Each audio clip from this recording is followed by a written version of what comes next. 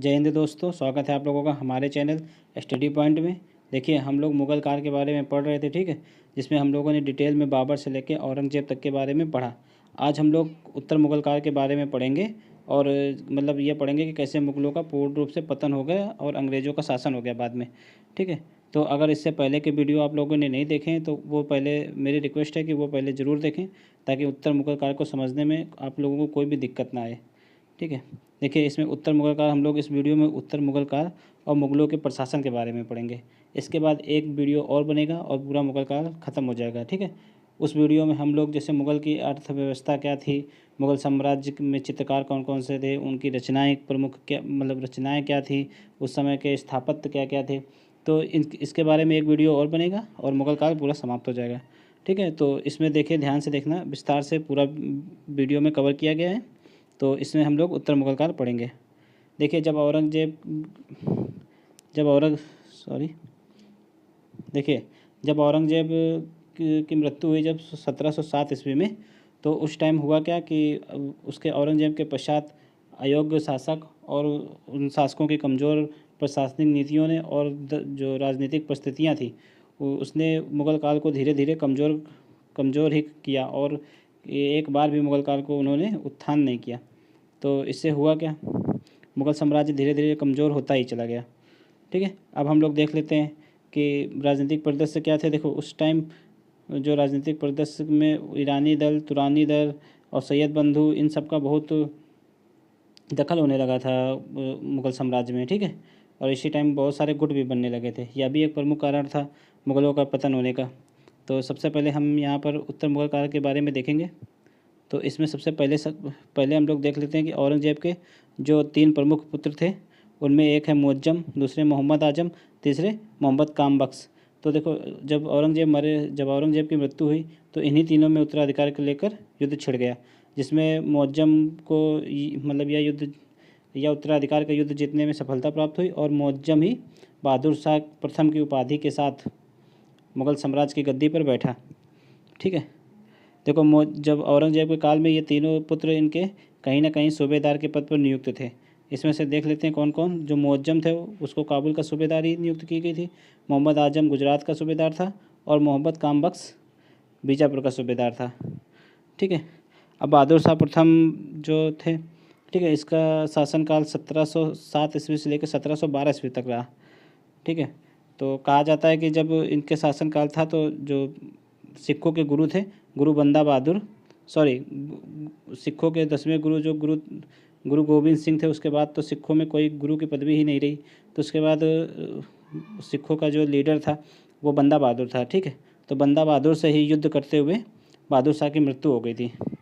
तो चूँकि बहादुर शाह मतलब शासन में कोई रुचि नहीं रखता था, ये बिल्कुल उदासीन था, तो इसलिए बहादुर शाह प्रथम को साहिब बेखबर भी कहा गया है, ठीक है। बहादुर शाह प्रथम जब 1712 ईस्वी में बहादुर शाह प्रथम की मृत्यु हो गई। इसके बाद जहांदार शाह 1712 से 1713 तक लगभग 1 वर्षों तक मुग़ल साम्राज्य की गद्दी पर बैठा। देखो, जो जहांदार शाह थे, उसको ईरानी दल के नेता जो था जुल्फ़िकार, उसके सहयोग से जहांदार शाह को गद्दी पर बैठाया गया था, ठीक। देखो, अभी हम लोग यहाँ पर ईरानी दल पढ़ रहे हैं, इसके बाद तुरानी दल भी आएगा, सैयद बंधु आएंगे। तो ये सब उस समय के गुट थे जो कि मुग़ल साम्राज्य जो मुग़ल शासक को है उसके गद्दी में बैठाने में महत्वपूर्ण भूमिका उस टाइम अदा करने लगे थे, ठीक है। तो जहांदार शाह को किसने बनाया था? ईरानी दल के नेता जुल्फ़िकार खान ने, ठीक है। इसी समय जो आमेर के राजा जयसिंह थे, तो उनको मालवा का सूबेदार नियुक्त किया गया था, ठीक है। देखो, मालवा का सूबेदार तो नियुक्त किया था इनसे पहले औरंगजेब ने जयसिंह को, ठीक है। और जहांदार ने जयसिंह को मिर्ज़ा राजा सवाई सिंह की उपाधि दी थी, ठीक। और जहांदार शाह ने जजिया कर पर भी रोक लगा दिया था, ठीक है। देखो, यहाँ पर जजिया कर पर रोक लगाया था, सिर्फ पूर्ण रूप से ख़त्म नहीं किया था। पूर्ण रूप से ख़त्म इसके बाद के शासक फारुखसियर के द्वारा किया जाएगा, ठीक है। और देखो, जजिया कर के बारे में लेकर एक हमेशा चर्चा में रहता है कि किसने कब शुरू किया, कब समाप्त किया। तो एक बार देख लेते हैं। तो जजिया कर जो है अकबर के द्वारा प्रथम बार समाप्त किया गया था। तो अकबर के द्वारा जजिया कर को समाप्त किया गया था 1564 ईस्वी में, ठीक है। इसके बाद फिर से औरंगजेब के द्वारा जजिया कर को लागू कर दिया गया था। वो लागू किया गया था कब? 1679 में। ठीक है, और उसके बाद फिर जहांदार शाह द्वारा रोक लगा गई और फारुखसियर के द्वारा फिर जजिया कर को पूर्णतः समाप्त कर दिया गया। ठीक है, जहांदार शाह ने इजारेदारी व्यवस्था को प्रारंभ किया। इस व्यवस्था में ये होता है कि जो राजस्व वसूली होती है वो ठेके पर दे दी जाती है। ठीक है, कि जैसे किसी को दे दिया गया कि आप इतना हमको, मतलब जैसे 1 लाख रुपये का ठेका दे दिया गया कि 1 लाख रुपये का राजस्व वसूल के देंगे, तो ये इजारेदारी व्यवस्था ये हो गई। ठीक है, चूँकि जहांदार शाह भी मतलब अधिक साम्राज्य में रुचि नहीं रखता था राजपाट के कामकाज में, और तो इसलिए इसको भी लंपट मूर्ख की संज्ञा दी गई है। ठीक है, बहादुर शाह प्रथम को साहिब खबर की संज्ञा दी गई है और जहांदार शाह को लंपट मूर्ख की। बढ़ते हैं नेक्स्ट। जहांदार शाह के बाद फारुखसियर जो कि मुगल साम्राज्य की गद्दी पर बैठा। तो देखो इस टाइम फारुखसियर को मुगल साम्राज्य की गद्दी में बैठाने में सैयद बंधुओं की महत्वपूर्ण भूमिका थी। ठीक है, सैयद बंधु मतलब दो थे बंधु, एक अब्दुल्ला खां, दूसरा हुसैन अली। तो इनको फारुखसियर के दरबार में महत्वपूर्ण पद भी दिए गए थे, वजीर और मीर बख्श जैसे महत्वपूर्ण पद दिए गए थे। ठीक है, आप लोगों को पता ही होगा था कि वजीर जो है जो राजस्व विभाग का प्रमुख होता है, और सॉरी सैन्य विभाग का प्रमुख होता है, और मीर बख्श जो है राजस्व विभाग का प्रमुख होता है। ठीक है, इतने बड़े बड़े पद फारुखसियर ने सैयद बंधुओं को दे रखे थे। ठीक है, और फारुखसियर ने जजिया कर को पूर्ण रूप से समाप्त किया। फिर उसके बाद फारुखसियर ने बंदा बहादुर को मृत्युदंड की सज़ा दी। ठीक, नेक्स्ट है कि फारुखसियर ने अंग्रेज़ों के लिए एक फरमान जारी किया था ताकि वो लोग मतलब शुल्क मुक्त व्यापार कर सकते थे बंगाल के क्षेत्र में। ठीक है, तो ये अक्सर क्वेश्चन बनता है कि अंग्रेज़ों को शुल्क मुक्त व्यापार का फरमान किसने जारी किया था? तो फारुखसियर ने। ठीक है, फारुखसियर को घड़ित कायर की संज्ञा दी गई है। बढ़ते हैं नेक्स्ट है फारुखसियर के बाद रफ़ी-उद-दरजात। सैयद बंधुओं ने कुल 4 राजाओं को मुग़ल साम्राज्य की गद्दी पर बैठाया। उसमें से पहला फारुखसियर, दूसरा थे रफ़ी-उद-दरजात, तीसरा रफ़ी-उद-दौला, चौथा मोहम्मद शाह रंगीला। तो फारुखसियर के बाद रफ़ी-उद-दरजात को सैयद बंधुओं ने मुग़ल साम्राज्य की गद्दी पर बैठाया।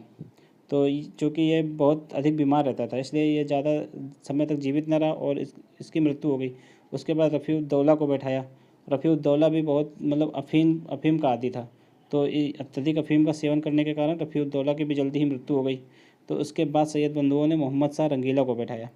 चूँकि मोहम्मद शाह साम्राज्य के प्रति बहुत ही उदासीन रहता था और भोग विलास जैसे ये और वस्तुओं में और इन सब कामों में उसकी ज़्यादा रुचि थी, इसलिए मोहम्मद शाह को रंगीला की उपाधि दी गई है। ठीक है, रंगीला की संज्ञा दी गई है। सैयद बंधुओं को किंग मेकर भी कहा जाता है। ठीक है, अब देखो मोहम्मद शाह रंगीला के बारे में पढ़ेंगे। मोहम्मद शाह रंगीला इसी के टाइम जो वो क्या नाम है, नादिर शाह, अफ़गानों का लीडर नादिर शाह, इसने मोहम्मद शाह रंगीला के टाइम ही करनाल का युद्ध लड़ा था। ठीक है, करनाल का युद्ध नादिर शाह और मोहम्मद शाह रंगीला के बीच हुआ था 1739 में, जिसमें रंगीला की हार हुई थी। इसी युद्ध के बाद मोहम्मद शाह रंगीला ने तख्ते ताऊत जो कि शाहजहाँ द्वारा बनवाया गया था, तख्ते ताऊत उसको उठाकर नादिर शाह ले गया था, और इसी तख्ते ताऊत में एक कोहिनूर हीरा जड़ा था, वो भी चला गया था। ठीक है, साथ में। ठीक, ये वो महत्वपूर्ण युद्ध है और इसको याद रखना, ये पूछा जाता है अक्सर एग्जाम में। फिर उसके बाद मोहम्मद शाह रंगीला के टाइम ही मुग़ल साम्राज्य का सर्वाधिक पतन मोहम्मद शाह रंगीला के टाइम ही हुआ। ठीक है, इस समय कई स्वतंत्र राज्य बन गए, जैसे कि बंगाल है, ठीक है, अवध है और हैदराबाद है। ठीक, और भरतपुर। देखो भरतपुर को दो चूड़ामल जाट थे जो उनके बेटे सूरजमल द्वारा भरतपुर को स्वतंत्र राज्य बनाया गया था। ठीक है, उन्हीं के टाइम। अवध को सादत खां द्वारा, हैदराबाद को निज़ाम के द्वारा। इसी को चिंकलिश खां को ही निज़ाम बोलते रहे। ठीक है, उस टाइम। अब देखो इसी समय तुरानी गुट था, उसने सैयद बंधुओं की हत्या कर दी। उस तुरानी गुट में कौन कौन शामिल था? उस तुरानी गुट में चिंकलिश खां था, अमीन खां था और जकारिया खां।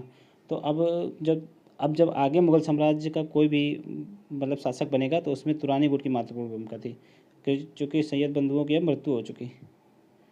ठीक, अब देखते हैं नेक्स्ट है अहमद शाह बहादुर। ये 1748 से लेकर 1754 ईस्वी तक मुग़ल साम्राज्य की गद्दी पर बैठा। ठीक है। अहमद शाह बहादुर, यह सर्वाधिक मतलब अहमद शाह अब्दाली सॉरी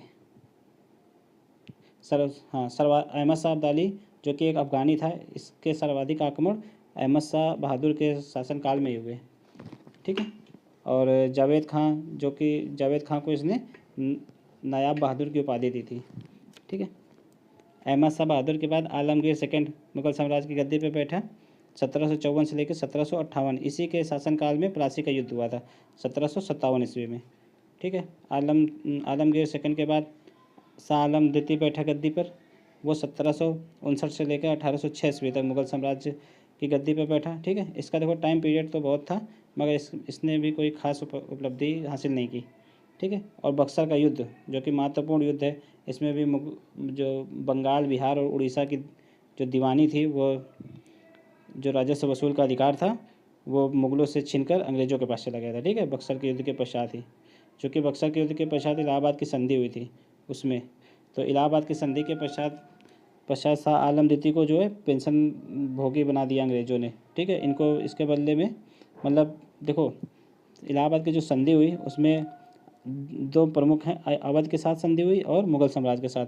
अवध के राजा से कड़ा और इलाहाबाद लेकर अंग्रेज़ों ने आलम शाह द्वितीय को दिया, और आलम शाह द्वितीय ने इसके बदले में अंग्रेज़ों को जो है बंगाल, बिहार और उड़ीसा की दीवानी वसूल करने का अधिकार दे दिया। ठीक है। राजस्व वसूल करने का अधिकार। ठीक। तो अब इसके बदले भी उन अंग्रेज़ों ने शाह आलम द्वितीय को 26 लाख रुपये प्रतिवर्ष का पेंशन दिया। ठीक है। तो इसलिए वो पेंशन भोगी बनकर रह गया इलाहाबाद संधि के पश्चात। इलाहाबाद की संधि कब हुई थी? तो ये हुई थी 1765 ईस्वी में, और बक्सर का युद्ध हुआ था 1764 ईस्वी में। ये डेट दोनों इम्पॉर्टेंट है, याद रखना सब लोग।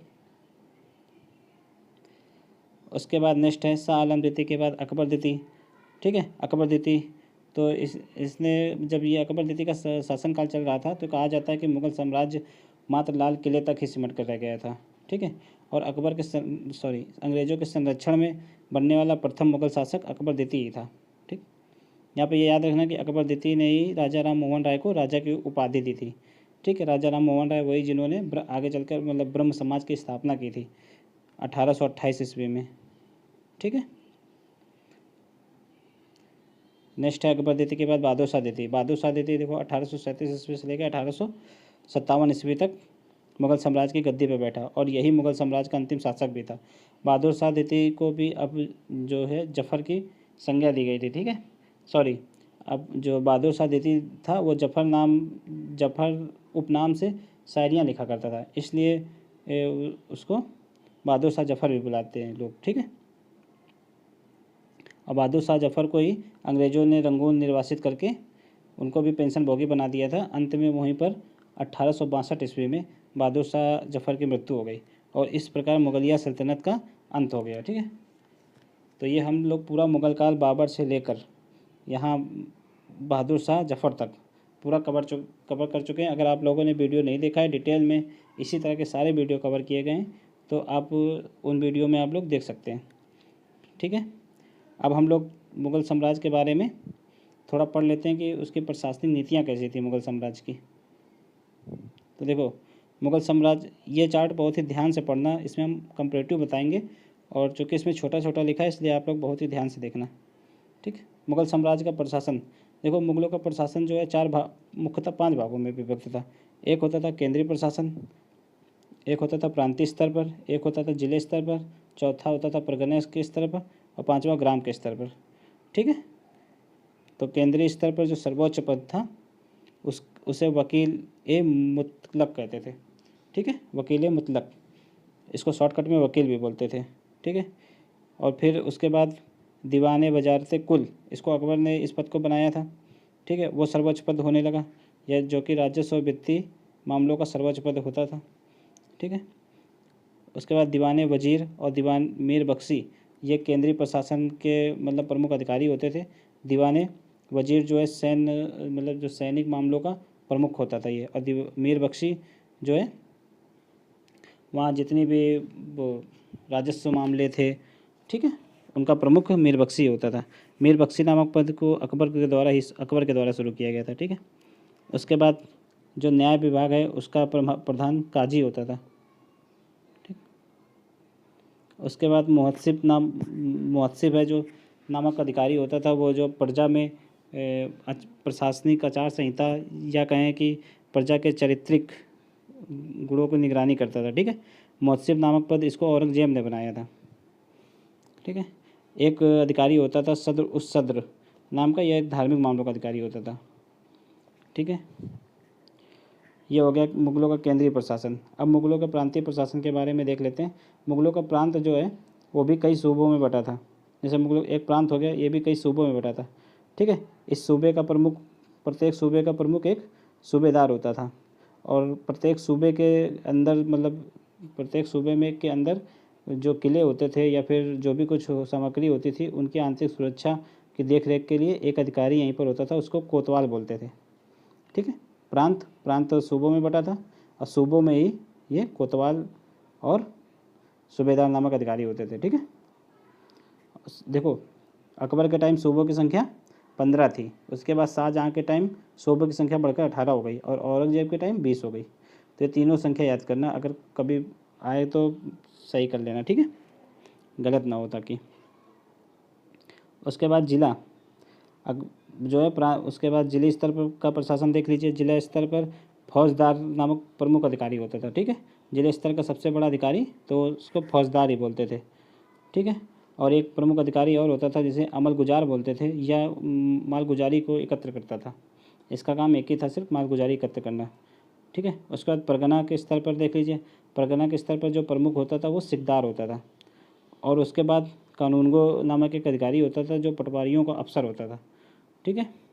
और परगना में जो वित्त अधिकारी होता था उसको आमिल बोलते थे। अब देखो क्वेश्चन ऐसे बनता है कि प्रांतीय स्तर पर प्रमुख अधिकारी कौन होता था। ठीक, तो सूबेदार प्रमुख होता था। जिले स्तर पर प्रमुख कौन होता था अधिकारी, तो फौजदार, और परगना स्तर पर सिकदार। ठीक है। उसके बाद बढ़ते हैं नेक्स्ट। देखो, ये कानूनगो पटवारी पद तो आज भी मतलब वर्तमान में भी अपने भारत में मौजूद है। ठीक है। अब उसके बाद देखते हैं ग्रामीण प्रशासन कैसा था और मुगलों के टाइम। तो मुगलों के टाइम ग्रामीण मुख्यतः स्वतंत्र होते थे। ठीक है। लेकिन फिर भी यहाँ पर खुद मुकद्दत और चौधरी नामक अधिकारी होते थे, जो सभी ग्राम प्रधान भी इनको कहा जाता था। सभी राजस्व भू अधिकारी होते थे। ठीक है। तो ग्राम स्तर पर राजस्व वसूल करने का अधिकार किनको था? चौधरी, खुदम और मुकद्दम जैसे अधिकारियों का। ठीक। सबसे छोटी बस्ती को नागला बोला जाता था, और पटवारी जो ग्राम प्रधान का सहायक होता था। ठीक है। तो ये हो गया मुगलों का प्रशासन। अब हम लोग आगे के वीडियो में, नेक्स्ट वीडियो में एक वीडियो में देख लेंगे कि मुगलों की इकोनॉमी कैसे थी, मुगलों के टाइम में पेंटिंग कैसी थी, और मुगलों के टाइम में जो स्थापत्य है वो किस प्रकार का था, और मुगलों के टाइम में प्रमुख रचनाएं कौन कौन सी हुई। ठीक है। ये 4 या 5 जो भी और कुछ भी जो छूटा होगा उन सबको हम एक वीडियो में कवर करा देंगे। इससे मुगल काल पूर्ण रूप से समाप्त हो जाएगा, और यहाँ से उम्मीद है कि एक भी क्वेश्चन बाहर नहीं जाएगा। ठीक है। इतना डिटेल में हमने आप लोगों को कवर करा दिया है। तो अब इससे संबंधित थोड़े से हम लोग MCQs कर लेते हैं, ताकि ये जो पढ़ा है ये और भी पक्का हो सके। तो देखते हैं MCQs। पहला क्वेश्चन है, औरंगजेब की 1707 ईस्वी में मृत्यु के पश्चात मुगल साम्राज्य की सत्ता किसने संभाली? तो औरंगजेब की मृत्यु के पश्चात जो उसका बेटा है मुअज्जम, उसने मुगल साम्राज्य की सत्ता संभाली थी मोहम्मद शाह प्रथम की उपाधि के साथ। ठीक है। तो इसका आंसर हो जाएगा मोहम्मद शाह प्रथम। बढ़ते हैं नेक्स्ट निम्नलिखित में से किस मुगल सम्राट ने अंग्रेजों को बंगाल में शुल्क मुक्त व्यापार की सुविधा प्रदान की थी? तो ये किसने दी थी? फारुखसियर ने। तो कब दी थी? 1717 ईस्वी में। ठीक है। अगर डेट पूछ ले कभी तो याद रखना। ठीक है। फारुखसियर ने अंग्रेजों को फरमान जारी करके शुल्क मुक्त व्यापार करने की सुविधा प्रदान की थी। बढ़ते हैं नेक्स्ट निम्नलिखित में से कौन मुगल काल के राजा बनाने वाले थे? किंग मेकर की भूमिका कौन निभाता था? तो मुगल काल में सबसे ज़्यादा किंग मेकर की भूमिका 4 बार निभाया है सैयद बंधुओं ने। ठीक है। 4 राजाओं को बनाने में इनकी महत्वपूर्ण भूमिका रही है। तो सैयद बंधुओं का नाम क्या था? हुसैन अली और अब्दुल्ला खां। ठीक है। बढ़ते हैं नेक्स्ट मयूर सिंहासन पर बैठने वाला अंतिम मुगल सम्राट कौन था? तो देखिए, मयूर सिंहासन पर बैठने वाला, देखो मयूर मोहम्मद शाह रंगीला के टाइम ही नादिर शाह ने 1739 ईस्वी में करनाल का युद्ध हुआ, उसमें नादिर शाह और मोहम्मद शाह रंगीला के बीच युद्ध हुआ था। उसी युद्ध में नादिर शाह की विजय हुई, और वो जो है कि तख्ते ताऊत, जिसको मयूर सिंहासन भी कहते हैं, उसको लेकर गया। तो तख्ते ताऊत पर बैठने वाला अंतिम शासक कौन हुआ? मोहम्मद शाह रंगीला।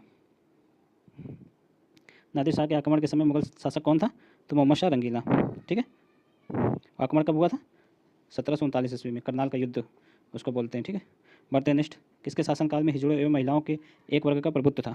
तो देखो सबसे ज़्यादा जो है महिलाओं का प्रभुत्व मोहम्मद शाह रंगीला के ही टाइम था, ठीक है, क्योंकि रंगीला उसी टाइप का आदमी था, तो इसीलिए उसको रंगीला भी बोलते हैं, जिसका मतलब यह प्रशासन के प्रति बिल्कुल उदासीन था। और ठीक है, भोग विलास और महिलाओं के प्रति इच्छा तो ये इसमें ज़्यादा थी, तो इसलिए महिलाओं का एक वर्ग का प्रभुत्व सबसे ज़्यादा मोहम्मद शाह रंगीला में ही थी, ठीक है। निम्नलिखित में कौन सा मुगल बादशाह रंगीला के नाम से जाना जाता है? तो मोहम्मद शाह। बढ़ते नेक्स्ट। नेक्स्ट निम्नलिखित को कालक्रमानुसार व्यवस्थित कीजिए, मतलब इन जो 4 राजा दिए हैं इनको सही क्रम से उनके कालक्रम अनुसार सेट करना है, ठीक है। तो देख लेते हैं इसमें पहला ऑप्शन मोहम्मद शाह रंगीला, जहांदार शाह, आलमगीर और अहमद शाह। तो इनके कालानुक्रम अनुसार इनको व्यवस्थित करना है। तो सबसे पहले आएंगे इसमें जहांदार शाह, क्योंकि ये 1712 और 13 ईस्वी में था, ठीक है, 1712 13 में, ठीक है। उसके बाद आएंगे मोहम्मद शाह। मोहम्मद शाह का कार्यकाल 1719 से 1748 तक। उसके बाद प्रमुख था अहमद शाह। अहमद शाह का कब था? 1748 से 1754 तक। और उसके बाद लास्ट में आलमगीर। आलमगीर का कब था? 1754 से लेकर 1759 तक, ठीक है। तो इसका सही आंसर क्या होगा? जिसमें बी ए डी सी होगा, तो कौन सा? B, option B.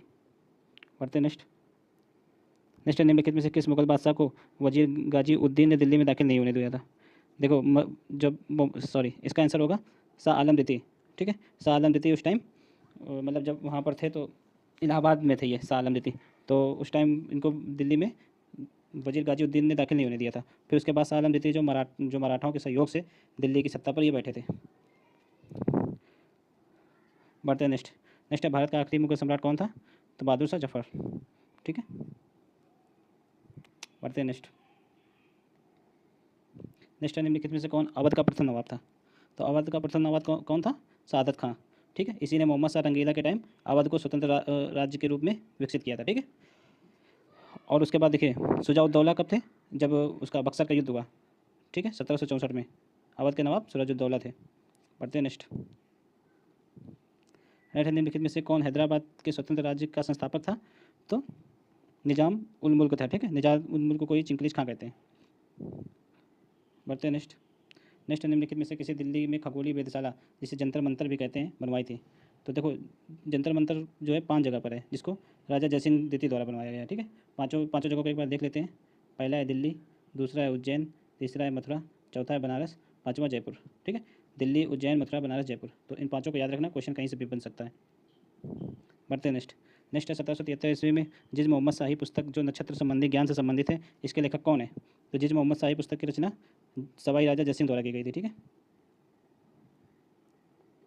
इनको जयसिंह की सवाई राजा की उपाधि किसने दी थी? जहांदार शाह द्वारा दी गई थी। बढ़ते नेक्स्ट। नेक्स्ट है जयपुर के महाराजा सवाई जयसिंह ने वेधशाला कहाँ नहीं बनवाई है? तो हमने आप लोगों को ऊपर अभी बताया है कि उन्होंने कहाँ कहाँ बनवाई थी। दिल्ली में बनवाई थी, उज्जैन में बनवाई थी, मथुरा में बनवाई थी, बनारस में बनवाई थी और जयपुर में बनवाई थी। तो इसमें से इलाहाबाद नहीं था, ठीक है। बढ़ते हैं नेक्स्ट। नेक्स्ट है मुगल प्रशासन के दौरान जिले का नाम क्या होता था? तो मुगल प्रशासन के दौरान जिले को क्या कहा जाता था? सरकार, ठीक है। और प्रांत को क्या कहा जाता था? सूबा।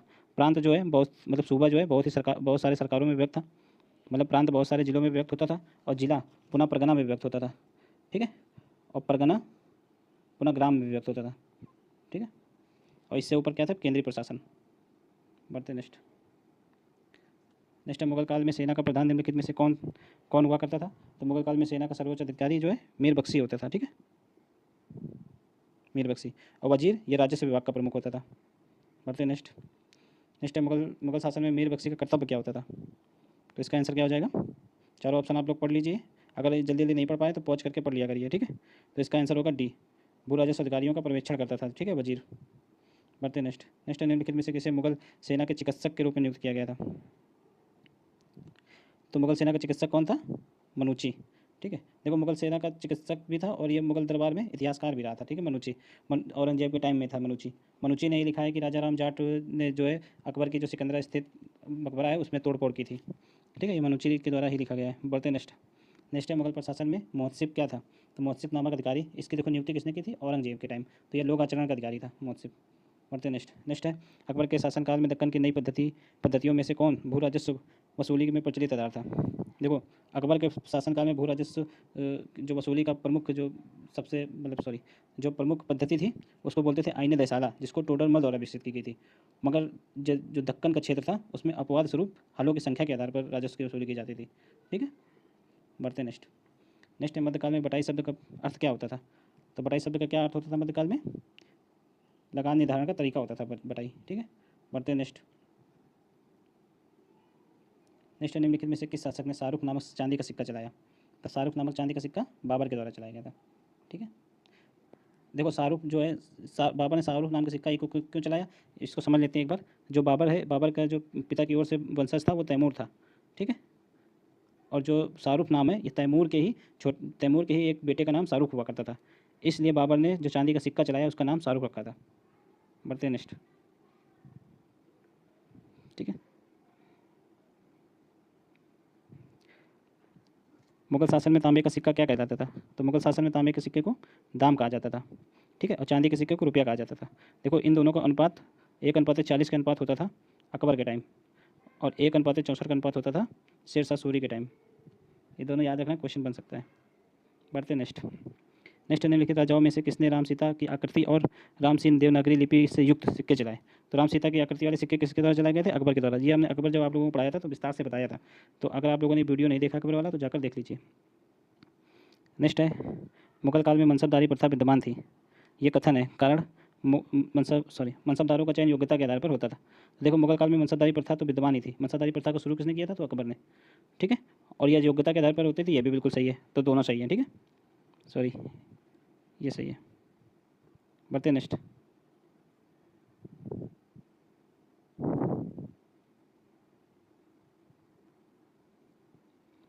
नेक्स्ट है मध्यकालीन भारत के ऐतिहासिक स्रोतों में चकला शब्द का प्रयोग हुआ है, तो यह किसके लिए हुआ है?